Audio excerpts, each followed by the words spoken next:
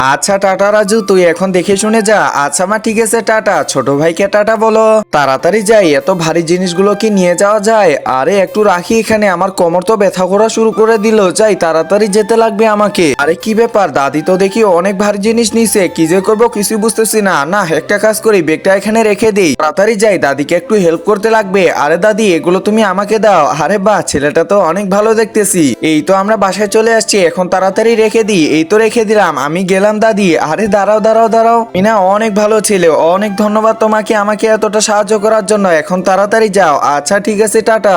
আচ্ছা আচ্ছা ঠিক আছে টাটা। এই তো আমার ব্যাগটা এখানে, আমার তো অনেক লেট হয়ে গেছে, যাই তাড়াতাড়ি যেতে লাগবে আমাকে। একজন মা কতটা আপন হয়ে থাকে, যার মানেই তাকে জিজ্ঞাসা করে দেখো। তো দেখা যাক বন্ধুরা, এই মায়ের জন্য কে ভিডিওটিতে লাইক এন্ড সাবস্ক্রাইব করে। আর যারা মাকে ভালোবাসো না, তারা ভিডিওটি থেকে দূরে থাকো।